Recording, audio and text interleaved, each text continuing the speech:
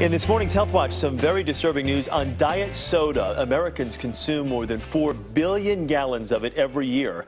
Now, a new study of people who drank diet soda every day reports that they had a 48% higher risk of heart attacks and strokes. Medical correspondent Dr. Jennifer Ashton is here with that story for us this morning. I mean, we've always known soda is not great for you, but this is really an eye-opening report on diet soda. Exactly, Chris. And the question here, as you said, is not whether soda is good for you. It's whether it can actually be bad for you and how bad. And this study really showed it. They looked at a little over 2,500 people, average 69 years of age, followed them for 9 years, and asked them questions based to report their own soda consumption. Found that those who drank soda daily, even one a day, were at this significantly increased risk, 48% increased risk for what we call vascular events, so heart attack and stroke. That was the thing that surprised me. It was just one diet soda. It wasn't like they were having a six-pack every day. Exactly. So wherein lies the link now between heart attack and stroke and diet soda? Well, that's the question, and they don't know. This study was done on association, so it did not show cause and effect. But there are some theories out there. So if you're drinking something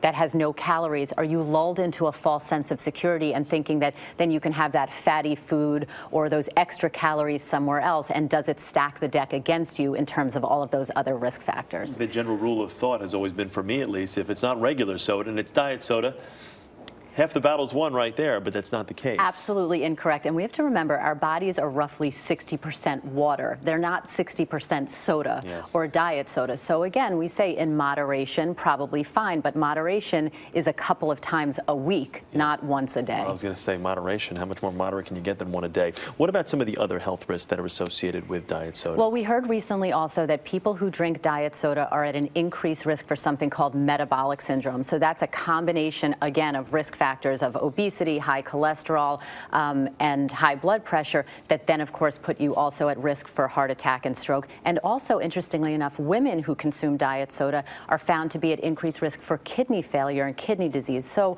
again, once in a while, okay, but as a regular part of your beverage intake, really not a good idea. Let's talk about people who drink diet soda for weight loss reasons, thinking that, okay, the empty calories with regular soda, we've eliminated those, we move to the diet. Well, one of the theories is that when you drink a sweet beverage, even if it doesn't contain any calories, that it actually starts you craving other sweet things. And if you're not getting those calories in the form of that beverage, you're going to look for it elsewhere. I think very simple things that people can do on a day-to-day basis. Try not to drink your calories. You've heard me say that before, Chris, but go for more natural, healthy alternatives. So don't go for the diet. So things like water, seltzer, where you can put a little bit of fruit into it if you want that extra flavor, or unsweetened teas, there really are a much, much healthier alternative when you're talking about your beverages. Because that's been my biggest problem. I will admit, I cop to 3 diet sodas a day.